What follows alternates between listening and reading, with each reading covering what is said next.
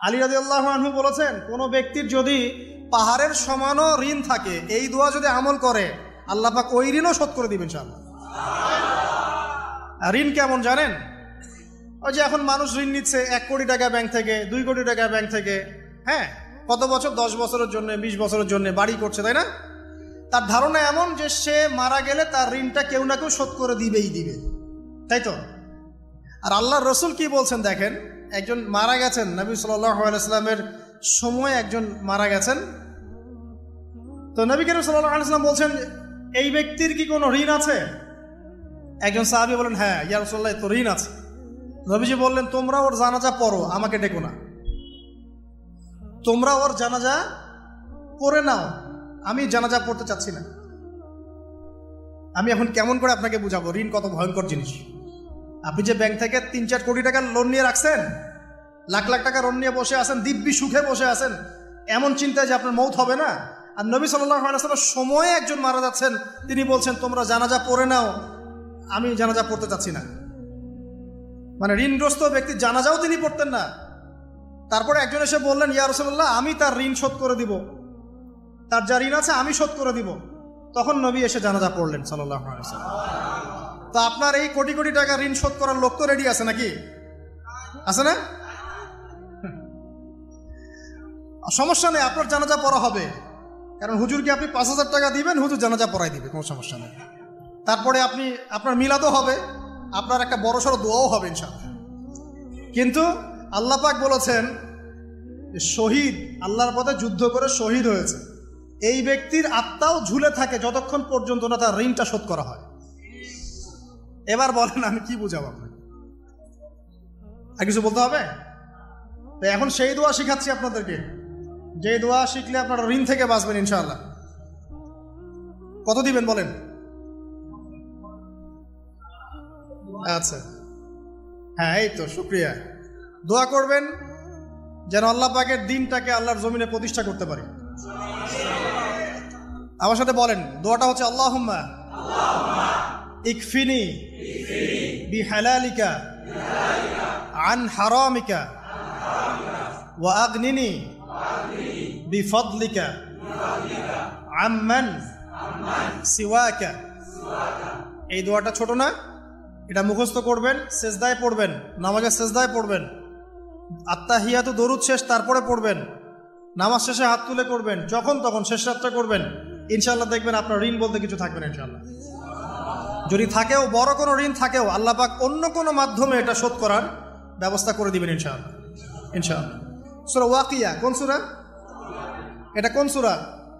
ইযা ওয়াকাআতিল ওয়াকিয়া, এই সূরাটা যে ব্যক্তি রাতের বেলা পড়বে, একটা বর্ণনা এসেছে যে দারিদ্রতা আপনাকে স্পর্শ করবে না ইনশাআল্লাহ। এই যে সুদ খাচ্ছে কি জন্যে? টাকার জন্য তো নাকি? টাকা পয়সা ধন দৌলত করবেন, এই তো আপনার উদ্দেশ্য নাকি? এই জন্যই তো মায়ের সাথে জানা করছেন, তাই তো? আল্লাহ বলছেন সূরা ওয়াকিয়া পড়েন, আপনার দারিদ্রতা দূর হয়ে যাবে ইনশাআল্লাহ। বিশ্বাস হচ্ছে না? রিজিক কার হাতে? না, রিজিক তো আমাদের হাতে। এটা মানুষ বিশ্বাস করে না আসলে, এটা মুখে বলে, মানুষ মুখে বলে রিজিক আল্লাহর হাতে। মানুষ যদি বিশ্বাস করতো রিজিক আল্লাহর হাতে, তাহলে মানুষ কেমন করে সুদ খাবে? ও মনে করছে রিজিক আমার হাতে, আমি যদি খাই সুদ তাহলে আমি গেইন করব, যদি না খাই তাহলে আমি দারিদ্রতায় ভুগবো নাকি? যদি আমি ঘুষ নেই তাহলে আমার উন্নতি হবে অর্থনৈতিক, যদি না নেই তাহলে আমি মরে যাব, না খেয়ে মরে যাব। যদি আমি দুর্নীতি করি তাহলে আমি বাঁচবো, আমার সন্তানরা ভালো থাকবে, যদি না করি আমি দারিদ্রতায় মরে যাব, তাই তো? এই কনসেপ্ট ছাড়া কেউ এগুলা কাজ এমনি করতে পারে নাকি? নিঃসন্দেহে আমরা মনে করি যে রিজিকের মালিক আমরা, আল্লাহ নয়। শুধু মুখের মধ্যে বলি যে রিজিকের মালিক আল্লাহ। রিজিকের মালিক যদি আল্লাহ হতো তাহলে আমি হালাল পথে থাকতাম এবং তাওয়াক্কুল করতাম যে আল্লাহ আমাকে যা রিজিক দিয়েছেন তা তো আসবেই, আসবে না? আসবেই। আমাকে, আপনাকে যদি আল্লাহ পাক, কি বলবো, এটা কোন জেলা? লালমনিরহাট। লালমনিরহাটের 100 একর জায়গায় যত ধান হয়, এতগুলো ধান যদি আপনার আমল নামায় লেখা থাকে, মানে আপনার আমল নাম হচ্ছে রিজিকে, তাকদিরে আপনার তাকদিরে যদি লেখা থাকে যে আপনি 100 একর জমির ধান খাবেন তারপর মরবেন, আছে না লেখা? আচ্ছা, একটা দানা কম বেশি হবে? আপনি যদি আল্লাহর প্রতি তাওয়াক্কুলই করেন তাহলে আপনি হালাল পথে থাকবেন, বিশ্বাস করবেন যে আল্লাহ পাক যেটা লিখে রাখছে আমার তাকদিরে রিজিক, এর একটা দানা রেখেও আমি পৃথিবী থেকে যাব না, সিম্পল। তখন আপনার অন্য পথে যাওয়ার কোনো কারণ নাই। আর যখন আপনি বিশ্বাস করবেন না, না এটা আমার হাতে, আমি যত পরিশ্রম করব তত রিজিক বাড়বে, আমি যত ঘুষ নিব তত বাড়বে, যত সুদ খাবো তত বাড়বে, যত দুর্নীতি করবো তত বাড়বে, তখন তো রিজিকের এই পুরো দায়িত্বটা আল্লাহ পাক আপনার হাতে ছেড়ে দিবেন। আল্লাহ পাক আপনাকে কোনো বারাকা দিবেন না। ইয়ামহাকুল্লাহু রিবা ওয়া ইউরবিস সাদাকা, সদকা করলে সম্পদ বৃদ্ধি পায়, আর রিবার মধ্য দিয়ে সম্পদ ধ্বংস হয়ে যায়, একদম মাটিতে মিশে যায়। কিভাবে ধ্বংস হয় সেটা এখন আলোচনা করার সুযোগ নাই, সময় নাই। আমি ইনশাল্লাহ আরেকদিন শুধু রিবা নিয়ে আলাদা আলোচনা করবো। এটা সমাজের নিচু লেভেল থেকে উঁচু পর্যন্ত দরিদ্র মানুষদেরকে আরো দরিদ্র করবে, আর ধনীদেরকে আরো ধনী করবে। সম্পদ এক শ্রেণীর মানুষের হাতে গিয়ে জমা হয়ে যাবে, সবার হাতে সম্পদ এভাবে সার্কুলেট করতে থাকবে না। আর যখন আপনি জাকাত ভিত্তিক অর্থনীতি চালু করবেন, সদকা করবেন, হালালে থাকবেন, ব্যবসা করবেন, তখন সম্পদ এক হাত থেকে আরেক হাতে ঘুরতে থাকবে। এটা এমনি বুঝবেন না, ইনশাআল্লাহ আরেকদিন বুঝাবো। আসেন, যে দারিদ্রতা দূর করতে চান, সচ্ছলতা চান, কয়েকটা কাজ করেন। এই যে বললাম, 1 নাম্বার সূরাতুল ওয়াকিয়া তেলাওয়াত করেন, 5 ওয়াক্ত নামাজ জামাতে পড়েন, ডেইলি কিছু সময়ের জন্য কোরআন তেলাওয়াত করেন, আর আল্লাহর কাছে রিজিক চান, জিকির বেশি বাড়ায় দেন। পারবেন না ইনশাআল্লাহ? তো রাত সংক্রান্ত নবী সাল্লাল্লাহু আলাইহি ওয়াসাল্লামের বেশ কিছু আমল আছে।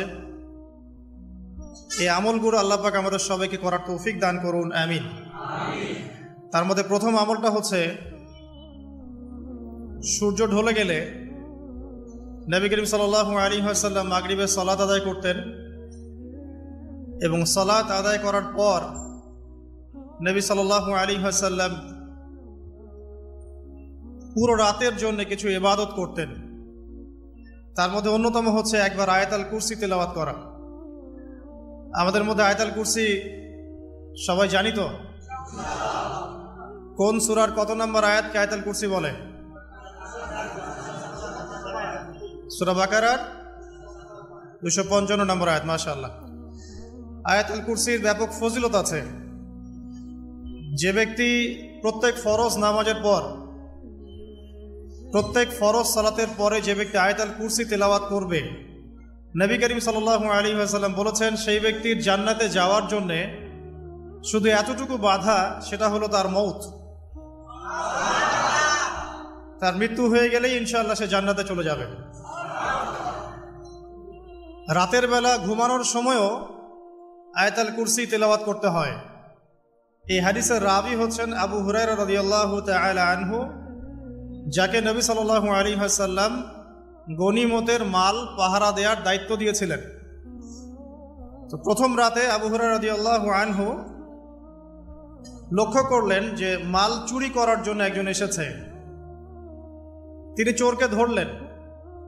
চোর খুব অনুনয় বিনয় করল যে আমার অবস্থা খুব খারাপ, খুব দরিদ্র, আমাকে ছেড়ে দাও। আবু হুরায়রা রাদিয়াল্লাহু আনহু তাকে ছেড়ে দিলেন। পরের রাতে সেই চোর আরও একবার আসলো, তিনি আবার তাকে ধরলেন, আবারও ছেড়ে দিলেন। তৃতীয় রাতে তিনি তাকে ধরলেন এবং বললেন, এবার তোমাকে আমি ছাড়ব না। তখন সেই ব্যক্তি, বিখ্যাত সাহাবী আবু হুরায়রা রাদিয়াল্লাহু আনহুকে বলছেন যে আমি তোমাকে বিশেষ একটা আমল শিখিয়ে দিব, যে আমলটা করলে পরে রাতের বেলা শয়তান তোমার নিকটবর্তী হবে না। তো আবু হুরায়রা রাদিয়াল্লাহু আনহু বলছেন, কি সেই আমল, শিখিয়ে দাও, যদি শিখিয়ে দাও তাহলে ছেড়ে দিব তোমাকে। তখন সেই ব্যক্তি বলছে যে রাতের বেলা কেউ যদি আয়াতুল কুরসি তেলাওয়াত করে ঘুমানোর সময়, সেই ব্যক্তির ধার কাছেও শয়তান আসবে না ইনশাআল্লাহ, এবং আল্লাহ পাকের পক্ষ থেকে একজন ফেরেশতা তাকে পাহারা দিবে ইনশাআল্লাহ। তো রাসূলুল্লাহ সাল্লাল্লাহু আলাইহি ওয়াসাল্লাম পরের দিন ফজরের নামাজে আবু হুরায়রা রাদিয়াল্লাহু আনহুকে দেখে মুচকি মুচকি হাসছেন যে তোমার রাতের সাথীর কি খবর। কারণ ওহীর মাধ্যমে নবী সাল্লাল্লাহু আলাইহি ওয়াসাল্লাম আগেই জেনেছেন কি হয়েছে গত রাতে। এটাই আল্লাহ পাকের ওয়াহী, যেটা কোনো বিজ্ঞান যুক্তি দর্শনের ব্যাখ্যায় আসবে না। আসবে না। তো আবু হুরায়রা রাদিয়াল্লাহু আনহু বলছেন যে আমি তো ইয়া রাসূলুল্লাহ তাকে ছেড়ে দিয়েছিলাম, পরে আবার এসেছে, আবার ধরেছি, আবার ছেড়ে দিয়েছি, আবার এসেছে। এবার ছাড়বো না পণ করেছিলাম, কিন্তু এবার সে আমাকে একটা আমল শিখিয়ে দিয়েছিল, তো এই আমল শেখানোর বদৌলতে আমি ওকে ছেড়ে দিয়েছি। কি আমল? রাতের বেলা আয়াতুল কুরসি তেলাওয়াত করলে শয়তান নিকটবর্তী হবে না, এবং রাতের বেলা একজন ফেরেশতা আল্লাহর পক্ষ থেকে ওই ব্যক্তিকে পাহারা দিবে ইনশাআল্লাহ। তো রাসূলুল্লাহ সাল্লাল্লাহু আলাইহি ওয়াসাল্লাম বলছেন এই কথা শুনে যে তোমার কাছে এসেছিল সে হচ্ছে ইবলিস, শয়তান। সে যতগুলো কথা বলে তার বেশিরভাগ কথাই সে মিথ্যা বলে, তবে এই কথাটা সে সত্য বলেছে। তার মানে আয়াতুল কুরসির ফজিলত কে জানিয়ে দিল? তাহলে জ্ঞান যদি সত্য হয়, জ্ঞানটা যদি সত্য হয়, মানে আল্লাহ এবং তার রাসূলের দলিল থাকে সেখানে, তো সেই সত্য জ্ঞানটা নেয়ার ব্যাপারে কোনো প্রতিবন্ধকতা থাকবে না। যে কোনো ব্যক্তি এমন কোনো কথা বলুক যেটা কোরআন এবং সুন্নাহর সাথে মিলে গেছে, এই কথা নিতে কি কোনো আপত্তি আছে? নাই। আর যে কোনো ব্যক্তি যত বড় আলেম হোক আর স্কলার হোক আর বুদ্ধিজীবী হোক না কেন, তার কথা যদি কোরআন সুন্নাহর সাথে না মেলে সেই কথা কি আমরা গ্রহণ করব? এই সহজ কথাটা মেনে নিলে কিন্তু মুসলিমদের মাঝে কোনো ইখতিলাফ থাকে না। তারপরেও হয়তো কিছু মতপার্থক্য থাকবে, সেটা ইসলামের সৌন্দর্য, সেটা ইসলামের সৌন্দর্য। যেমন আপনি ফজরের আগে বেতরের নামাজ পড়ছেন, তাহাজ্জুদের নামাজ পড়ে বেতরের নামাজ পড়ছেন, তারপরে 2 রাকাত সুন্নত পড়ছেন, তারপরে ফরজ পড়ছেন, ঠিক আছে? এই আমলটা নবী সাল্লাল্লাহু আলাইহি ওয়াসাল্লাম কর্তৃক স্বীকৃত এবং সুন্নাহ। এখন কেউ যদি ঘুমানোর আগেই বেতের নামাজ পড়ে ফেলে, ঘুমানোর আগেই সে বেতের নামাজ পড়ে ফেলে, শেষ রাত্রে যদি নফল নামাজ পড়ার সুযোগ হয় পড়লো, পরে সুন্নত পড়ে ফজরের 2 রাকাত ফরজ পড়লো, তার আমল কি বাতিল? তো বেতরের নামাজ ঘুমানোর আগে পড়লেও চলে, শেষ রাত্রে পড়লেও চলে। ইসলামের এটা সৌন্দর্য না? সৌন্দর্য। মনে করেন যে আপনি জোহরের আগে, ফরজ নামাজের আগে 4 রাকাত সুন্নত পড়লেন, পড়েন না?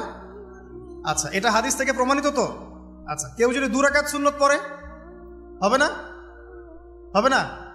এটার হাদিস নাই? আছে, তাহলে এটা সৌন্দর্য না? এটা সৌন্দর্য। কখন এটা আমল করলেন, কখন ওইটা আমল করলেন। আচ্ছা, এরকম বলতে গেলে রাত শেষ হয়ে যাবে আসলে। মানে অসংখ্য আমল আছে যেগুলো ইসলামের সৌন্দর্য। রাসূলুল্লাহ সাল্লাল্লাহু আলাইহি ওয়াসাল্লাম সাহাবায়ে কেরামের যুগে এভাবেই সাহাবীরা আমল করেছে।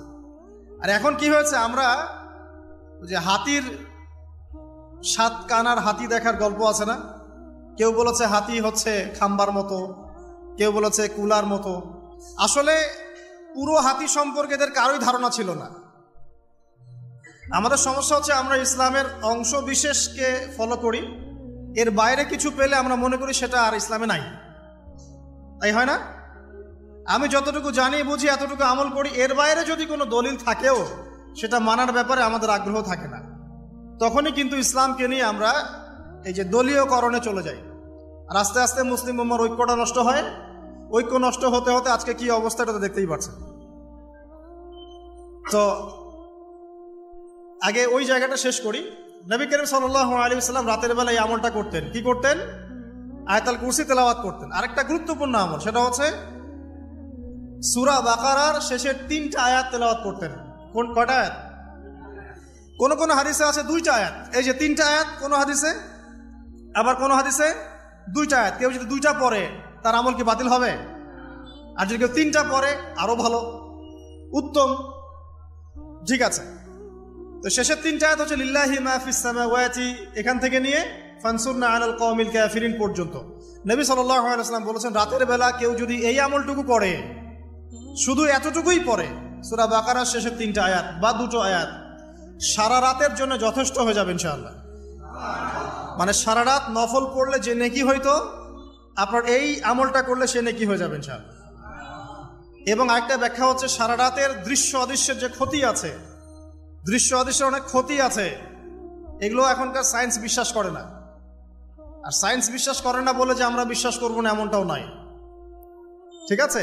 নবী সাল্লাল্লাহু আলাইহি ওয়াসাল্লাম বলেছেন রাতের বেলা তোমরা বাচ্চাদেরকে সন্ধ্যাবেলা ছেড়ে দিও না, সন্ধ্যাবেলা বাচ্চাদেরকে ছেড়ে দিও না, আগে ভালো করে সন্ধ্যাটা হয়ে যাক, যদি ছাড়তে হয় তারপর ছেড়ো। তারপর রাতের রাত যখন গভীর হবে তখন তোমরা এলোপাথালি ঘোরাফেরা করো না, রাস্তাঘাটে বনে জঙ্গলে ঘোরাফেরা করো না, কারণ এই সময় এমন কিছু মাখলুককে আল্লাহ পাক ছেড়ে দেন যাদেরকে তোমরা দেখো না। এখন বিজ্ঞান যেটা প্রমাণ করতে পারে নাই, এটা কি বিজ্ঞানের ব্যর্থতা না ইসলামের ব্যর্থতা? যদি বৈজ্ঞানিকভাবে আপনি প্রমাণ করতে না পারেন তাহলে সেটার কোনো অস্তিত্ব নাই। এই কথাটাকে ডাহা মিথ্যা কথা। যদি মুমিন হতে চান তাহলে এই কথার উপরে এসে ইসলাম কবুল করতে হবে।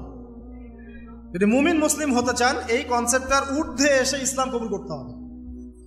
আল্লাহ রব্বুল আলামিন এবং তার রাসূল যা বলেছেন সেটাই চূড়ান্ত সত্য, সেটা আমরা প্রমাণ করতে পারি বা না পারি, এটাকে অন্ধভাবেই বিশ্বাস করতে হবে। এটাই হচ্ছে একটা মৌলবাদী কনসেপ্ট। আর এভাবে ইসলামের মৌলিক বিষয়গুলোকে না মানলে কেউ মুসলিমই হবে না। কথা কি বুঝতে পারছেন? আচ্ছা, তিনি বলছেন রাতের বেলা এমন কিছু মাখলুক বের হয় যাদেরকে তোমরা দেখো না। দুষ্ট জিন বের হয়। কি বের হয়? জিন জাতি নাই পৃথিবীতে? আল্লাহ পাক সূরা জিন নামে একটা গোটা সূরা নাজিল করেছেন, করেন নাই? হাফেজ আছে না এখানে মানুষ? কুলু হিয়া ইলাইয়া আন্নাহু ইসতামা নাফারুম মিনাল জিন্নি ওয়া ক্বালু ইন্না সামি'না কুরআনান আজাবা। জিনদের একটা দল কোরআন শুনে বলেছিল যে আমরা অদ্ভুত আজব একটা কোরআন শুনেছি। তারপর তারা গিয়ে তাদের কওমের কাছে ইসলামের দাওয়াত দেয়, ওই কওম ইসলাম কবুল করে। এটা নবী সাল্লাল্লাহু আলাইহি ওয়াসাল্লামের জীবনের সেই সময়কে ঘটনা যখন নবীজি তায়েফ থেকে ফিরে আসছেন। তায়েফবাসী তাকে অত্যাচার করলো, তিনি নাখলা উপত্যকায় এসে নামাজ পড়ছেন, ওই নামাজের কেরাত শুনে জিনরা ইসলাম কবুল করেছে। তো সূরা জিনে আল্লাহ পাক এই কথা নাজিল করেছেন। তো আল্লাহ পাক যে বলছেন জিন জাতি আছে, আল্লাহ কি মিথ্যা কথা বলছেন? নাকি নাসা যখন বলে এলিয়েন আছে তখন ওইটা সত্য, আর আল্লাহ বলছেন জিন জাতি আছে এটা মিথ্যা? তা আমাদেরকে আবার নতুন করে মুসলমান হওয়া লাগবে এখন, আমাদের কনসেপ্ট চেঞ্জ হয়ে গেছে আর কি। তো যেটা বলছিলাম প্রিয় ভাইরা, রাতের বেলা এইসব প্রাণী বের হয়, নবী সাল্লাল্লাহু আলাইহি ওয়াসাল্লাম বলেছেন অতএব আপনাদের বাচ্চা যারা আছে এদেরকে সন্ধ্যাবেলায় বাইরে ছেড়ে দিবেন না। এখন কিন্তু প্রচুর ঘটনা ঘটছে, প্রচুর জিনঘটিত ঘটনা ঘটছে, রুকিয়া করাতে হচ্ছে, জাদুটোনা করা হচ্ছে, বানটোনা করা হচ্ছে না? আর অনেক সময় আমরা মনে করি এখন সায়েন্সের যুগ তো, মানুষ মনে করে এগুলোর কোনো ভিত্তি নাই মনে হয়। কোরআন বলছে জাদু সত্য। কে বলছে? কোরআন বলছে জাদু সত্য। কোন সূরা? সূরা বাকারা আয়াত নাম্বার 101। সূরা বাকারা আয়াত নাম্বার 101, 102 পড়ে দেখেন। ওয়াত্তাবিউ মা তাতলু শায়াতিন আলা মুলকি সুলাইমান, এই আয়াতটা পড়েন, বিশাল একটা আয়াত আছে। ওয়ামা কাফারা সুলাইমান ওয়ালাকিন্না শায়াতিন কাফারু ইউআল্লিমুনা আন-নাস আস-সিহর। এই সিহর দিয়ে কি হতো?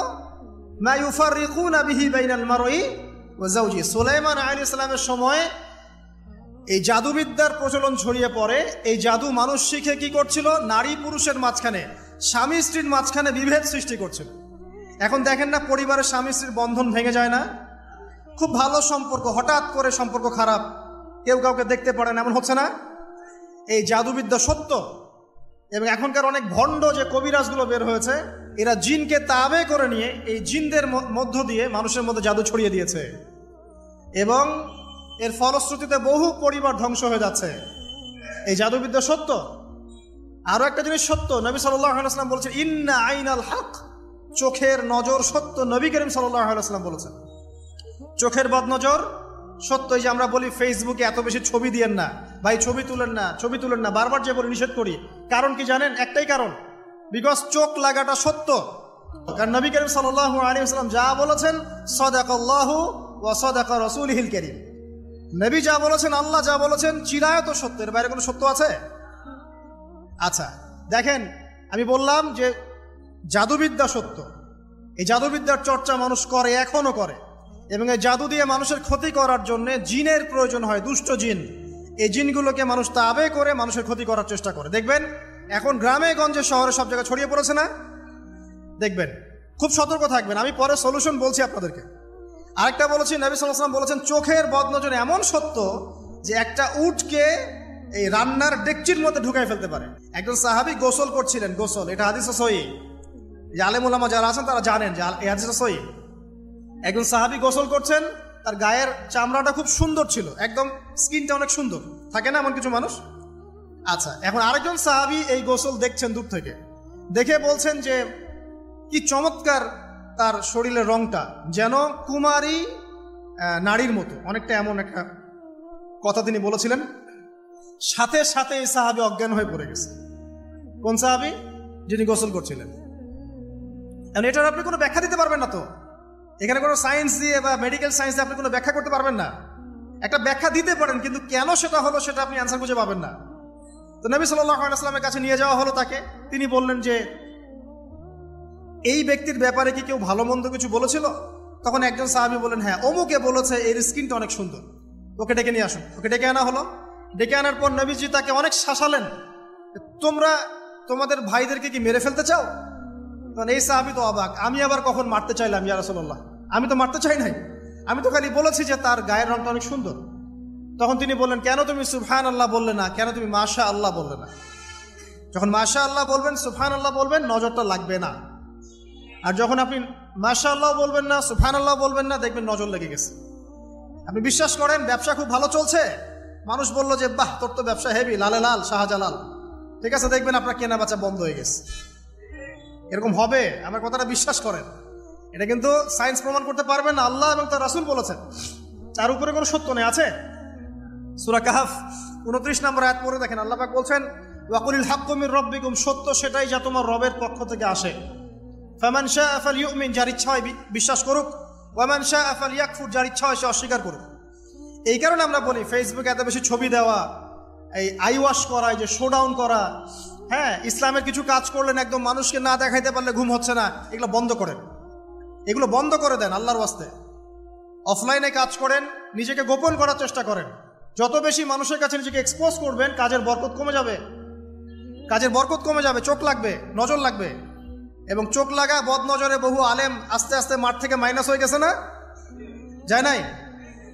এখন কি আলেমদের সংখ্যা বেশি না কম? যত দিন যাবে আলেমের সংখ্যা আরো কমে যাবে। নবীজি বলেছেন আলেমদের সংখ্যা কমতে থাকবে, মানুষ জাহেলদেরকে আলেম বানিয়ে নেবে। তো প্রিয় ভাইরা, জাদুবিদ্যা সত্য, চোখের বদনজর সত্য, রাতের এই অনিষ্টগুলো সত্য, রাতের বেলা অনেক ক্ষতি আছে। এই জন্য নবীজি বলছেন বাচ্চাদেরকে বাইরে বের করো না, এবং তোমরাও রাত যখন গভীর হবে তখন এদিক ওদিক ঘোরাফেরা করো না। দেখবেন রাত যত গভীর হয় আমাদের শহরগুলো তত জীবিত হয়, তাই না? তাই না? রাত যত গভীর হচ্ছে শহর তত জীবিত হয়। চায়ের দোকানে আড্ডা বেশি, ওই সিনেমা দেখছে, টিভি দেখছে, ক্যারাম খেলছে, লুডো খেলছে, ঘুম নাই। ঘুম কখন? ফজরের আগে আগে। ফজরের নামাজ কিন্তু নাই, ফজরের ঠিক আগে আগে, আবার ওই যে জোহরের নামাজের সময় উঠতেছে। এখন আমাকে বলেন, এরকম জেনারেশনকে দিয়ে কি আসলে ইসলামের কোনো খেদমত হবে? আচ্ছা, নবীজি রাতের বেলা আর্লি ঘুমাতেন। আল্লাহ পাক আমাদের সবাইকে তাড়াতাড়ি ঘুমানোর তৌফিক দান করুন। হ্যাঁ, আপনি ইলম চর্চা করলে রাত জেগে থাকতে পারেন, আপনি যদি জ্ঞান চর্চা করেন রাত জাগতে পারেন, আপনি কোনো গবেষণা করছেন, নামাজ পড়ছেন বা কোরআন হিফজ করছেন, আপনি রাতের আর্লি উঠবেন, এটা আলাদা বিষয়। কমনভাবে আমাদের এই যে ফেসবুক, ইউটিউবিং ইত্যাদিতে আমরা লিপ্ত থাকি, সারা রাতটা কাটাই আড্ডাবাজি করে, এগুলো বন্ধ করতে হবে। এগুলো বন্ধ না করলে ফিজিক্যালি আমরা সুস্বাস্থ্যের অধিকারী হতে পারবো না। সারা দিনটা আমাদের একটা কি বলবো অলসতার ভাবে যাবে, এবং দিনের বেলা কাজগুলো ব্যাহত হবে। এতে করে আমাদের উম্মার এই পুরো বড় যে তরুণ প্রজন্ম আছে, এদেরকে আপনি সম্পদে পরিণত করতে পারবেন না। তাই এই সিস্টেমটা চেঞ্জ করা দরকার। নবীজি রাতের বেলা এই সূরা বাকারার শেষে 3টা আয়াত তেলাওয়াত করতেন, আমরা করবো ইনশাআল্লাহ। ইনশাআল্লাহ। আরেকটা আমল বলে দিই, নবী করিম সাল্লাল্লাহু আলাইহি ওয়াসাল্লাম রাতের বেলা সূরা মুলক তেলাওয়াত করতেন। কোন সূরা এটা? কোন সূরা? তাবারাকাল্লাযী বিয়াদিহিল মুলক। কয়টা আয়াত আছে?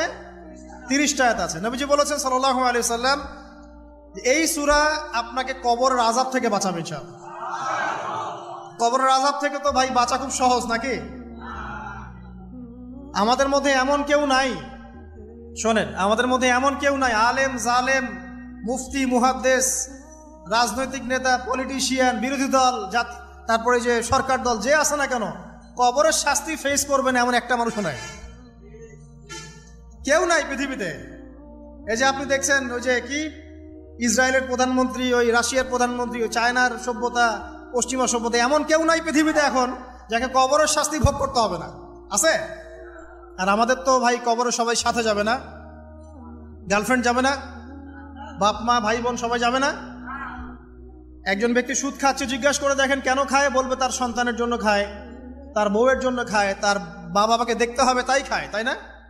একজন ব্যক্তি ঘুষ খায়, বলবে আমার পরিবারের জন্য খাই। একজন দুর্নীতি করছে, পুকুর চুরি করছে, বলবে দুর্নীতি করছে আমার পরিবারের জন্য খাই, পরিবার ভালো থাকবে। সবার একই এক্সকিউজ, যে পরিবার যেন ভালো থাকে। আমার সন্তানরা যেন ভালো থাকে, আগামী প্রজন্মের জন্য কিছু রেখে যেতে পারি, তাই না? এরকম একটা মানুষও কি আপনার সাথে কবরে যাবে? আর এই বোকা মানুষ কেন বোঝে না যে আপনার কবরে আপনাকেই যেতে হবে? তাহলে আপনি কি কারণে, অন্যের কারণে নিজের পরকাল নষ্ট করছেন? অন্যের সুখের জন্য আপনি আপনার পরকাল নষ্ট করছেন। সুদ খাচ্ছেন, দিব্যি মায়ের সাথে জেনা করছেন। আপনাদের এলাকায় নাকি সুদের সমস্যা অনেক বেশি। কয়েকটা হাদিস বলে দেই, আমি ওদেরকে আক্রমণ করতে আসি না, আমি শুধু তাদেরকে 3টা হাদিস শোনাতে এসেছি। 1 নম্বর হাদিস শোনেন। আল্লাহ নবী মুহাম্মদ সাল্লাল্লাহু আলাইহি ওয়াসাল্লাম বলেছেন, সুদের পাপের 73টা শাখা আছে। কয়টা?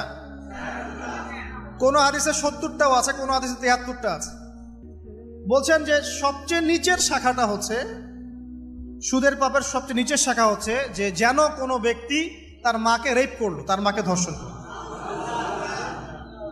1 দিরহাম যে ব্যক্তি সুদ খায়, সহিহ বুখারীতে আরেকটা হাদিস এসেছে, সে যেন 36টা মেয়েকে ধর্ষণ করলো।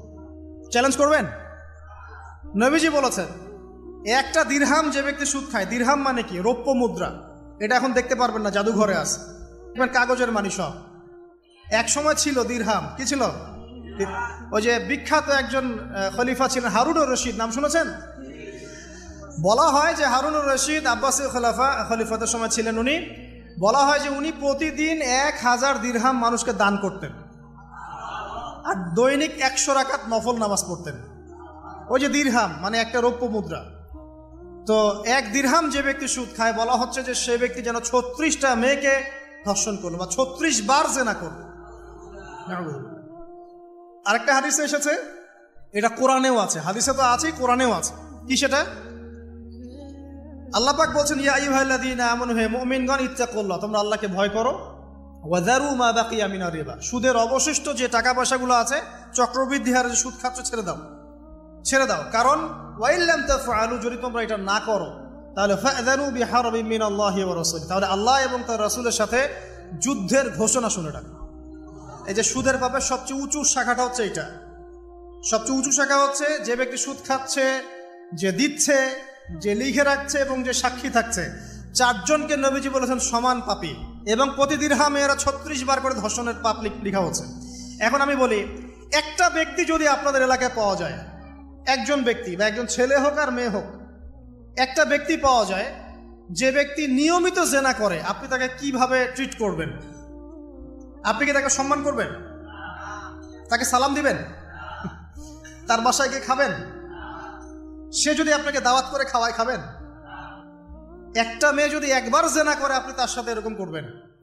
আর আপনি প্রতিদিন সুদ খাচ্ছেন, প্রতিদিন জেনা করছেন, কিন্তু আপনার কোনো ফিলিংস নাই। ফিলিংস নাই কেন আমি সেটা বলি, ফিলিংস নাই কেন সেটা আমি বলছি আপনাকে। ফিলিংস নাই এই কারণে যে আপনার এই দেহটার ভিতরে একটা আত্মা আছে, রূহ আছে না? একটা কলব বলে একটা কথা আছে না? এই কলবটা আপনার মরে গেছে, জীবিত নাই। আপনার দেহের মধ্যে কোনো কলব নাই, বা কলব থাকলেও সেটা মুর্দা, এটা জিন্দা না। এটা জিন্দা হবে কোথায়? আল্লাহওয়ালা মানুষের কাছে যান, গিয়ে দেখবেন তিনি আপনাকে মৌতের কথা স্মরণ করাবে, কোরআন ধরাই দিবে, জিকির ধরাই দিবে, নামাজ ধরাই দিবে। আস্তে আস্তে দেখবেন আপনার কলবটা আবার জিন্দা হবে। ইনশাআল্লাহ। এই মৃত কলব নিয়ে আপনাকে নসিহত করে আমারও কোনো লাভ নাই। আমি যে নসিহত করছি আসলে কোনো লাভ নাই, কারণ আপনার কলবটা মৃত। আগে কলবটা জিন্দা করতে হবে। কলব জিন্দা হবে 2টা কাজ, মাত্র 2টা কাজ। 1, বেশি বেশি কোরআন তেলাওয়াত পারা যাবে ইনশাআল্লাহ। আল্লাহ আমাকে তৌফিক দেখ, আপনাদেরকে তৌফিক দেখ। আরেকটা হচ্ছে 2, বেশি বেশি আল্লাহর জিকির, বেশি বেশি আল্লাহর জিকির, চলতে ফিরতে সুবহানাল্লাহ, আলহামদুলিল্লাহ, আল্লাহু আকবার, লা ইলাহা ইল্লাল্লাহ, লা হাওলা ওয়ালা কুওয়াতা ইল্লা বিল্লাহ, হাসবুনাল্লাহু ওয়া নি'মাল ওয়াকিল, মানে চলতে ফিরতে, আস্তাগফিরুল্লাহ ওয়া আতুবু ইলাইহি। ঠিক আছে? যত জিকির জানেন চলতে ফিরতে করতে থাকেন, কলব জিন্দা হবে ইনশাআল্লাহ। কলব জিন্দা না হলে নসিহত ঢুকে না ভিতরে। এই যে আপনি একটা কথা শুনছেন, আপনি নসিহত গ্রহণ করছেন, আরেক ভাই শুনছে গ্রহণ করছে না, কারণ কি জানেন? আপনার কলবটা জিন্দা, তার কলবটা মুর্দা, এতটুকু পার্থক্য। হ্যাঁ, কোরআন সুন্নাহ সবার কাছে আছে না? তো সবাই তো পড়ে হেদায়েত পাচ্ছে না, পাচ্ছে না। কিছু মানুষ পাচ্ছে, কিছু মানুষ পাচ্ছে না। কারণ কি? কারণ 1, তার মনের মধ্যে অনেস্টি নাই, সততা নাই। 2 হচ্ছে তার কলবটা মুর্দা। যদি কলবটা জিন্দা হতো এবং মনের মধ্যে সততা থাকতো, আল্লাহ পাক তাকে হেদায়েত দিতেন ইনশাআল্লাহ। যদি অমুসলিম ভাই বোনরাও থাকে, তাদের মনে যদি সততা থাকে, আল্লাহ পাক কোনো না কোনো দিন ওদেরকে হেদায়েত দিবে ইনশাআল্লাহ, দেখে নিয়ে। এই উমর রাদিয়াল্লাহু আনহু তিনি রাসূল সাল্লাল্লাহু আলাইহি ওয়াসাল্লামকে যান নাই তরোয়াল নিয়ে আঘাত করতে, যান নাই, ঘটনা জানেন না? তিনি কিন্তু সৎ মনের মানুষ ছিলেন, হয় ডানে যাবো নাহলে বামে, মাঝামাঝি এসবের মধ্যে আমি নাই, হয় মানবো নাহলে মানবো না, ঠিক আছে? উনি সৎ ছিলেন, সৎ মনের অন্তর ছিল একটা, সৎ অন্তর। কেউ জুলুম করেছে উনি জালেমের পক্ষ নিতেন না, মাজলুমের পক্ষ নিতেন, একদম সরাসরি, ডানে বামে দেখার সময় নাই। এই সততা ছিল তার মনের মধ্যে, আল্লাহ পাক হেদায়েত দিয়ে দেখেন দ্বিতীয় খলিফা বানিয়ে দিয়েছেন, আলহামদুলিল্লাহ। আর অবশ্যই নবী সাল্লাল্লাহু আলাইহি ওয়াসাল্লামের দোয়া এখানে ছিল, তিনি দোয়া করেছিলেন, আল্লাহ দুইজনের মধ্যে একজনকে হেদায়েত দিও। কে কে? হয় আবু জাহাল ইবনে হিশাম, না হলে ওমর ইবনুল খাত্তাব। আল্লাহ পাক ওমর রাদিয়াল্লাহু আনহুকে কবুল করেছেন, আলহামদুলিল্লাহ। এখনো যদি আল্লাহ পাক কারো মনের মধ্যে সততা দেখেন, ইনশাআল্লাহ তাআলা আল্লাহ পাক আপনাকে হেদায়েত দিবেন ইনশাআল্লাহ। আপনি নামাজ পড়ছেন না, তো মনটা অনেস্ট আপনার, কারো ক্ষতি করছেন না, কারো ক্ষতির মধ্যে আপনি নাই, কারো সম্পদ লুট করছেন না, ইচ্ছা করে কারো ক্ষতি করার চেষ্টা করছেন না, কাউকে বিপদে ফেলার চেষ্টা করছেন না, আপনি সৎ আছেন মনের দিক থেকে, আল্লাহ চাইলে আপনাকে নামাজি বানাই দিবে ইনশাআল্লাহ, বানাই দিবে ইনশাআল্লাহ একদিন না একদিন, কারণ আপনার মনের মধ্যে সততা আছে। একজন ব্যক্তি মিউজিক করছে মনে করেন, কিন্তু কোনো মাদকে নাই, জাস্ট মনের তৃপ্তির জন্য করছে, আল্লাহকে বিশ্বাস করে, আল্লাহর সাথে সে ওই ইবলিসের মতো আচরণ করে না, আল্লাহ চাইলে তাকে একদিন হেদায়েত দিতে পারেন ইনশাআল্লাহ। একজন মাদক খাচ্ছে, মনে করেন সে মাদক খাচ্ছে মনের কষ্টে, হতাশা, চাকরি বাকরি পায় না, পরিবার থেকে চাপ, গার্লফ্রেন্ড ছেড়ে চলে গেছে, এখন মদ খাওয়া শুরু করছে, ও মনে করছে এখানে গেলে শান্তি পাবে, কিন্তু আল্লাহ বলে একজন আছে, সে বিশ্বাস করে, নামাজ মানে, কোরআন মানে, কেবলা মানে, নবীকেও মানে, কিন্তু সে জানে যে আমি একটা পাপ করছি, তার মনটা সৎ, আল্লাহ চাইলে ওই ব্যক্তিকে তো অবশ্য সুযোগ দিতে পারেন ইনশাআল্লাহ। কাকে দিবেন না জানেন?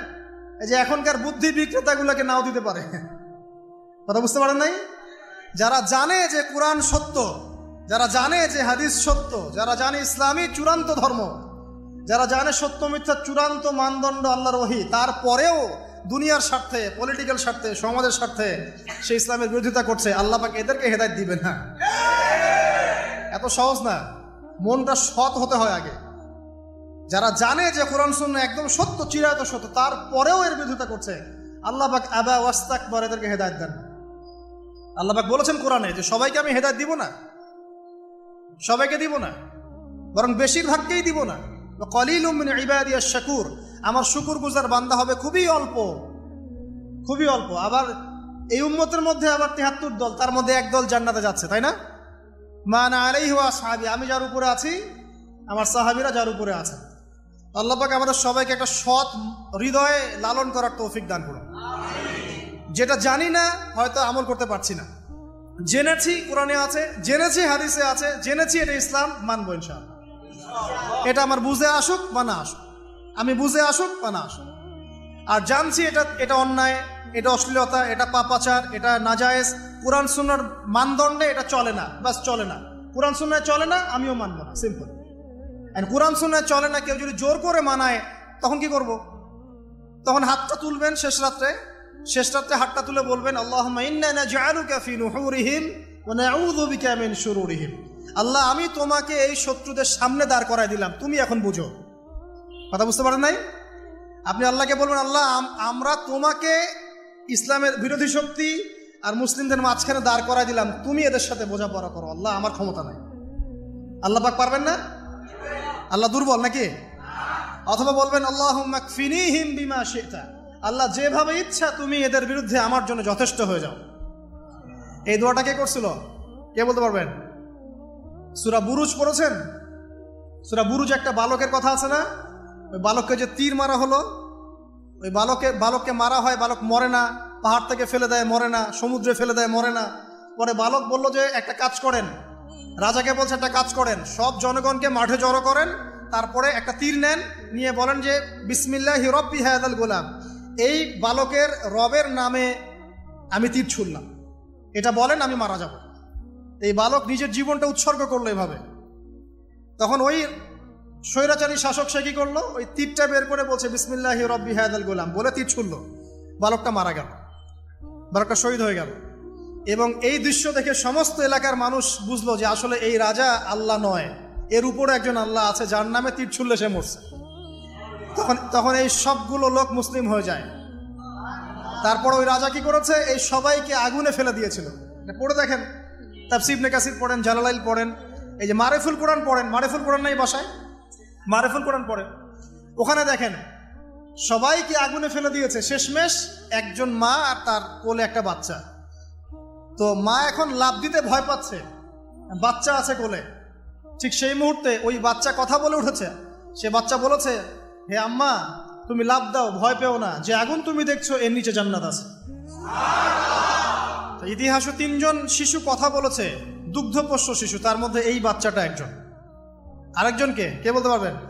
এই তোমার ঈসা ইবনে মারইয়াম, তিনি কথা বলেছেন না?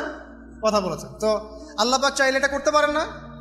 এমনটা বিজ্ঞান বলবে যে একটা বাচ্চা কথা বলতে পারে, 2 মাসের বাচ্চা? তার মানে আল্লাহ ভুল, বিজ্ঞান সত্য? না বিজ্ঞান ভুল, আল্লাহ সত্য? কোনটা? আপনাদের আকীদা ঠিক করেন। এক কথা, কোরআন সুন্নায় যা আছে এর বাইরে সত্যের কোনো উৎস নাই। আছে? নাই। দ্বিতীয় কথা হচ্ছে, হ্যাঁ, কোরআন সুন্নার সাথে যাই মিলে যাক না কেন, যে কোনো দর্শন, যে কোনো মতবাদ, যে কোনো থিওরি, যে কোনো স্কুল অফ থট মানতে কোনো আপত্তি আছে? নাই। আর কোরআন সুন্নার সাথে যা মিলবে না মানবো? মানবো না। আর মানবো না বললে কি আমরা আক্রমণ করতে যাব? না। আমরা কি করব? আমরা আমাদের মতবাদটা প্রচার করব। ধর্মে কি বাড়াবাড়ি আছে? জোর করে মুসলিম বানাতে হবে? হবে না। আমরা ইসলামের দাওয়াতটাকে যুগোপযোগীভাবে বিজ্ঞান দিয়ে, দর্শন দিয়ে, দলিল প্রমাণ দিয়ে মানুষের সামনে উপস্থাপন করব। যারা গ্রহণ করার করবে, যারা করার না করার করবে না। লাকুম দীনুকুম ওয়ালিয়া দিন, তোমাদের দিন তোমাদের, আমার দিন আমাদের। আল্লাহ নবীকে আল্লাহ পাক বলেছেন, ফাযাক্কির ইন্নামা আনতা মুযাক্কির, তুমি উপদেশ দাও, তুমি শুধুমাত্র উপদেশদাতা। লাস্তা আলাইহিম বিমুসাইতির, তুমি কারো প্রতি দারোগা নও। জোর করে চাপিয়ে দিতে হবে না, ইসলাম দিতে হবে? হবে না।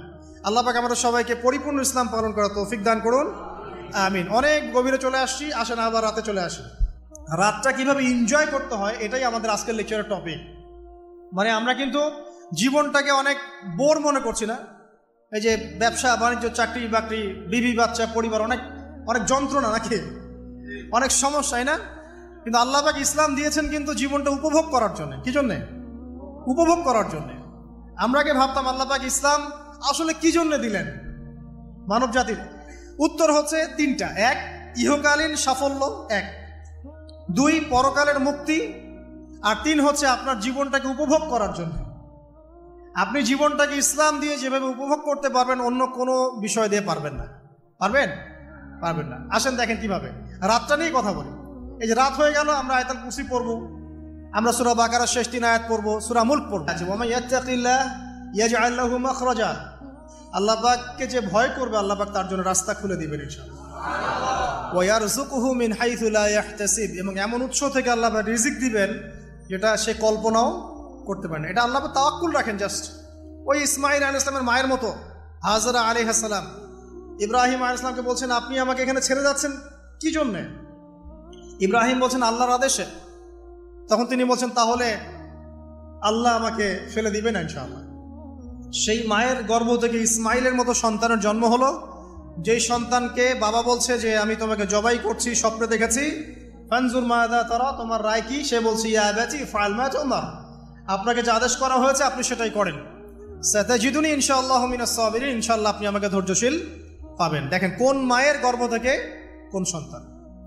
তাকে কি বাবা মানুষ করেছিলেন? না, তাকে তার মা মানুষ করেছেন। তো ওই রকম তাওয়াক্কুলকারিনী হাজরা আলাইহিস সালামের মতো মা যদি ঘরে ঘরে থাকে, বোন আর স্ত্রী ঘরে ঘরে থাকে, তখন ইসমাইলি প্রজন্ম আসবে ইনশাআল্লাহ। আর আমাদের মতো এই যে এখন দেখছেন না কি হচ্ছে, মারামারি, কাপড় খোলা, কাপড় ছোট, ব্লাউজ সারা সারি, কি চলছে মাশাআল্লাহ। মানে কি যে চলছে ভাই জগতে এখন, বলতেও গা গিনগিন করে, ভাবতেও গা গিনগিন করে। কিছু মানে কিছু নসিহত করব, এটাতেও মন থেকে একটা বাধা চলে আসে, আসলে কি করব, কি বলবো। মানে একটা বিষয় থাকে না যে পরিস্থিতি এমন খারাপ যে কথা বলার ভাষ্য থাকে না এমন একটা, যে আপনি হতবাক হয়ে গেছেন, বাকরুদ্ধ, যা কি বলবেন। এখন এই বাকরুদ্ধ হওয়ার সময় চলতেছে, বাকরুদ্ধ হওয়ার সময়। মানে বলার আর কি নাই, কিছু নাই, কি বলবেন। আলী রাদিয়াল্লাহু আনহু বলেছেন, কোন ব্যক্তির যদি পাহাড়ের সমানও ঋণ থাকে, এই দোয়া যদি আমল করে আল্লাহ পাক ওই ঋণও শোধ করে দিবেন ইনশাআল্লাহ। ঋণ কেমন জানেন? ওই যে এখন মানুষ ঋণ নিচ্ছে 1 কোটি টাকা ব্যাংক থেকে, 2 কোটি টাকা ব্যাংক থেকে, হ্যাঁ, কত বছর? 10 বছরের জন্য, 20 বছরের জন্য বাড়ি করছে, তাই না? তার ধারণা এমন যে সে মারা গেলে তার ঋণটা কেউ না কেউ শোধ করে দিবেই দিবে, তাই তো? আর আল্লাহর রসুল কি বলছেন দেখেন, একজন মারা গেছেন, নবী সাল্লাল্লাহু আলাইহি ওয়াসাল্লামের সময় একজন মারা গেছেন। তো নবী করিম সাল্লাল্লাহু আলাইহি ওয়াসাল্লাম বলছেন, এই ব্যক্তির কি কোনো ঋণ আছে? একজন সাহাবী বলেন, হ্যাঁ ইয়া রাসূলুল্লাহ, তো ঋণ আছে। নবীজি বললেন, তোমরা ওর জানাজা পড়ো, আমাকে ডেকো না। তোমরা ওর জানাজা পড়ে নাও, আমি জানাজা পড়তে চাচ্ছি না। আমি এখন কেমন করে আপনাকে বুঝাবো ঋণ কত ভয়ঙ্কর জিনিস।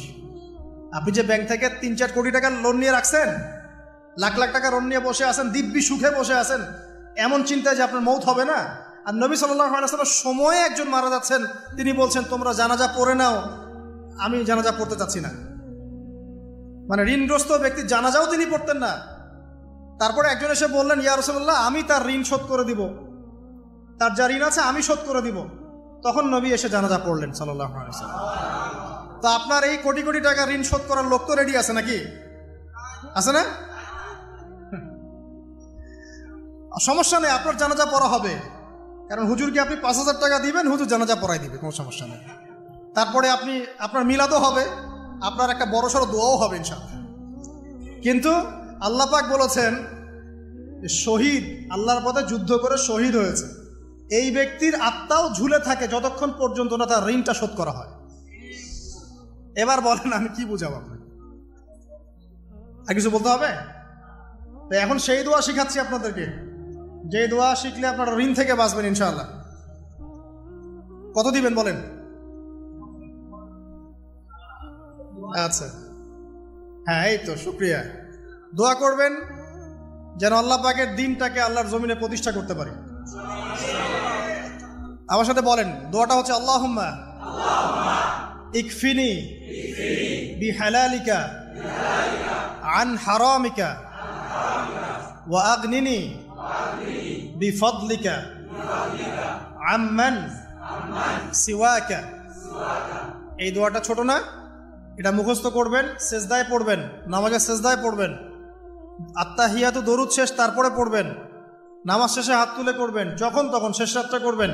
ইনশাআল্লাহ দেখবেন আপনার ঋণ বলতে কিছু থাকবে না ইনশাআল্লাহ। যদি থাকেও, বড় কোনো ঋণ থাকেও, আল্লাহ পাক অন্য কোনো মাধ্যমে এটা শোধ করার ব্যবস্থা করে দিবেন ইনশাআল্লাহ। ইনশাআল্লাহ। সূরা ওয়াকিয়া কোন সূরা? এটা কোন সূরা?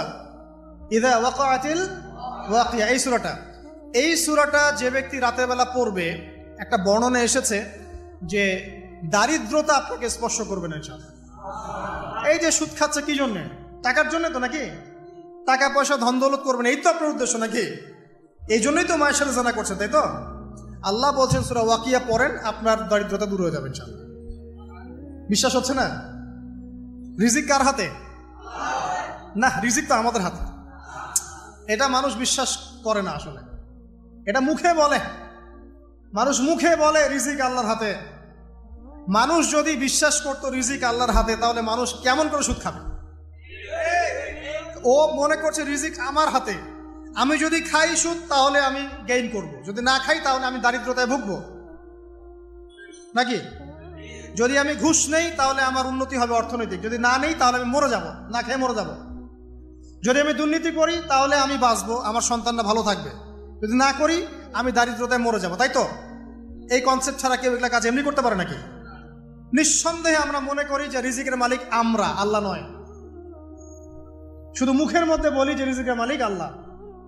রিজিকের মালিক যদি আল্লাহ হতো তাহলে আমি হালাল পথে থাকতাম এবং তাওয়াক্কুল করতাম যে আল্লাহ আমাকে যা রিজিক দিয়েছেন তা তো আসবেই, আসবে না?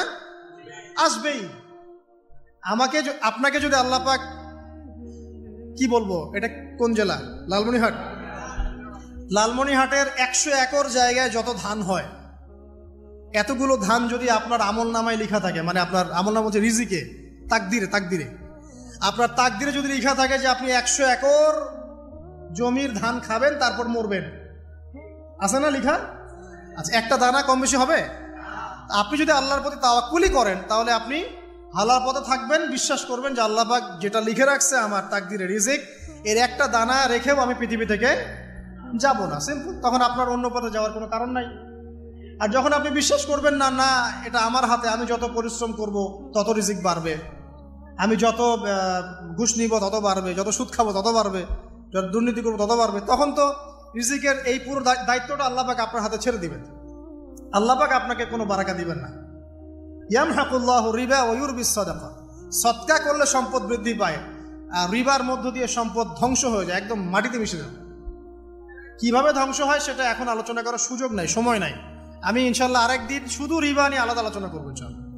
এটা সমাজের নিচু লেভেল থেকে উঁচু পর্যন্ত দরিদ্র মানুষদেরকে আরো দরিদ্র করবে আর ধনীদেরকে আরো ধনী করবে।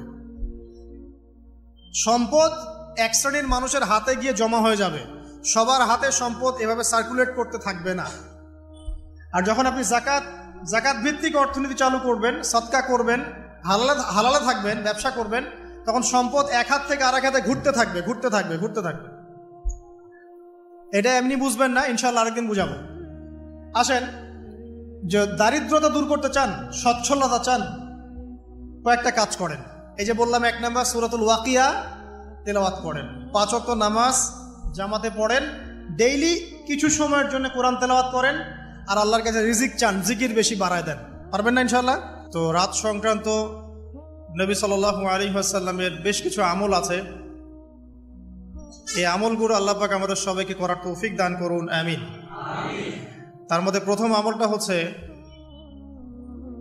সূর্য ঢলে গেলে নবী করিম সাল্লাল্লাহু আলাইহি ওয়াসাল্লাম মাগরিবের সালাত আদায় করতেন, এবং সালাত আদায় করার পর নবী সাল্লাল্লাহু আলাইহি ওয়াসাল্লাম পুরো রাতের জন্য কিছু ইবাদত করতেন। তার মধ্যে অন্যতম হচ্ছে একবার আয়াতুল কুরসি তেলাওয়াত করা। আমাদের মধ্যে আয়াতুল কুরসি সবাই জানি তো? কোন সূরার কত নম্বর আয়াতকে আয়াতুল কুরসি বলে? সূরা বাকারার 255 নম্বর আয়াত। মাশাআল্লাহ। আয়াতুল কুরসির ব্যাপক ফজিলত আছে। যে ব্যক্তি প্রত্যেক ফরজ নামাজের পর, প্রত্যেক ফরজ সালাতের পরে যে ব্যক্তি আয়াতুল কুরসি তেলাওয়াত করবে, নবী করিম সাল্লাল্লাহু আলাইহি ওয়াসাল্লাম বলেছেন, সেই ব্যক্তির জান্নাতে যাওয়ার জন্যে শুধু এতটুকু বাধা, সেটা হলো তার মউত। তার মৃত্যু হয়ে গেলেই ইনশাআল্লাহ সে জান্নাতে চলে যাবে। রাতের বেলা ঘুমানোর সময়ও আয়াতুল কুরসি তেলাওয়াত করতে হয়। এই হাদিসের রাবি হচ্ছেন আবু হুরায়রা রাদিয়াল্লাহু তাআলা আনহু, যাকে নবী সাল্লাল্লাহু আলাইহি ওয়াসাল্লাম গনিমতের মাল পাহারা দেওয়ার দায়িত্ব দিয়েছিলেন। তো প্রথম রাতে আবু হুরায়রা রাদিয়াল্লাহু আনহু লক্ষ্য করলেন যে মাল চুরি করার জন্য একজন এসেছে। তিনি চোরকে ধরলেন। চোর খুব অনুনয় বিনয় করল যে আমার অবস্থা খুব খারাপ, খুব দরিদ্র, আমাকে ছেড়ে দাও। আবু হুরায়রা রাদিয়াল্লাহু আনহু তাকে ছেড়ে দিলেন। পরের রাতে সেই চোর আরও একবার আসলো, তিনি আবার তাকে ধরলেন, আবারও ছেড়ে দিলেন। তৃতীয় রাতে তিনি তাকে ধরলেন এবং বললেন, এবার তোমাকে আমি ছাড়ব না। তখন সেই ব্যক্তি, বিখ্যাত সাহাবী আবু হুরায়রা রাদিয়াল্লাহু আনহুকে বলছেন যে আমি তোমাকে বিশেষ একটা আমল শিখিয়ে দিব, যে আমলটা করলে পরে রাতের বেলা শয়তান তোমার নিকটবর্তী হবে না। তো আবু হুরায়রা রাদিয়াল্লাহু আনহু বলছেন, কি সেই আমল, শিখিয়ে দাও, যদি শিখিয়ে দাও তাহলে ছেড়ে দিব তোমাকে। তখন সেই ব্যক্তি বলছে যে রাতের বেলা কেউ যদি আয়াতুল কুরসি তেলাওয়াত করে ঘুমানোর সময়, সেই ব্যক্তির ধার কাছেও শয়তান আসবে না ইনশাআল্লাহ, এবং আল্লাহ পাকের পক্ষ থেকে একজন ফেরেশতা তাকে পাহারা দিবে ইনশাআল্লাহ। তো রাসূলুল্লাহ সাল্লাল্লাহু আলাইহি ওয়াসাল্লাম পরের দিন ফজরের নামাজে আবু হুরায়রা রাদিয়াল্লাহু আনহুকে দেখে মুচকি মুচকি হাসছেন যে তোমার রাতের সাথীর কি খবর। কারণ ওহীর মাধ্যমে নবী সাল্লাল্লাহু আলাইহি ওয়াসাল্লাম আগেই জেনেছেন কি হয়েছে গত রাতে। এটাই আল্লাহ পাকের ওয়াহী, যেটা কোনো বিজ্ঞান যুক্তি দর্শনের ব্যাখ্যায় আসবে না। আসবে না। তো আবু হুরায়রা রাদিয়াল্লাহু আনহু বলছেন যে আমি তো ইয়া রাসূলুল্লাহ তাকে ছেড়ে দিয়েছিলাম, পরে আবার এসেছে, আবার ধরেছি, আবার ছেড়ে দিয়েছে, আবার এসেছে। এবার ছাড়বো না পণ করেছিলাম, কিন্তু এবার সে আমাকে একটা আমল শিখিয়ে দিয়েছিল। তো এই আমল শেখানোর বদৌলতে আমি ওকে ছেড়ে দিয়েছি। কি আমল? রাতের বেলা আয়াতুল কুরসি তেলাওয়াত করলে শয়তান নিকটবর্তী হবে না, এবং রাতের বেলা একজন ফেরেশতা আল্লাহর পক্ষ থেকে ওই ব্যক্তিকে পাহারা দিবে ইনশাআল্লাহ। তো তো রাসূলুল্লাহ সাল্লাল্লাহু আলাইহি ওয়াসাল্লাম বলছেন এই কথা শুনে যে তোমার কাছে এসেছিল সে হচ্ছে ইবলিস, শয়তান। সে যতগুলো কথা বলে তার বেশিরভাগ কথাই সে মিথ্যা বলে, তবে এই কথাটা সে সত্য বলেছে। তার মানে আয়াতুল কুরসির ফজিলত কে জানিয়ে দিল? তাহলে জ্ঞান যদি সত্য হয়, জ্ঞানটা যদি সত্য হয়, মানে আল্লাহ এবং তার রাসূলের দলিল থাকে সেখানে, তো সেই সত্য জ্ঞানটা নেয়ার ব্যাপারে কোনো প্রতিবন্ধকতা থাকবে না। যে কোনো ব্যক্তি এমন কোনো কথা বলুক যেটা কোরআন এবং সুন্নাহর সাথে মিলে গেছে, এই কথা নিতে কি কোনো আপত্তি আছে? নাই। আর যে কোনো ব্যক্তি যত বড় আলেম হোক আর স্কলার হোক আর বুদ্ধিজীবী হোক না কেন, তার কথা যদি কোরআন সুন্নাহর সাথে না মেলে সেই কথা কি আমরা গ্রহণ করব? এই সহজ কথাটা মেনে নিলে কিন্তু মুসলিমদের মাঝে কোনো ইখতিলাফ থাকে না। তারপরেও হয়তো কিছু মতপার্থক্য থাকবে, সেটা ইসলামের সৌন্দর্য। যেমন আপনি ফজরের আগে বেতরের নামাজ পড়ছেন, তাহাজ্জুদের নামাজ পড়ে বেতরের নামাজ পড়ছেন, তারপরে 2 রাকাত সুন্নত পড়ছেন, তারপরে ফরজ পড়ছেন, ঠিক আছে? এই আমলটা নবী সাল্লাল্লাহু আলাইহি ওয়াসাল্লাম কর্তৃক স্বীকৃত এবং সুন্নাহ। এখন কেউ যদি ঘুমানোর আগেই বেতের নামাজ পড়ে ফেলে, শেষ রাত্রে যদি নফল নামাজ পড়ার সুযোগ হয় পড়লো, পরে সুন্নত পড়ে ফজরের 2 রাকাত ফরজ পড়লো, তার আমল কি বাতিল? তো বেতরের নামাজ ঘুমানোর আগে পড়লেও চলে, শেষ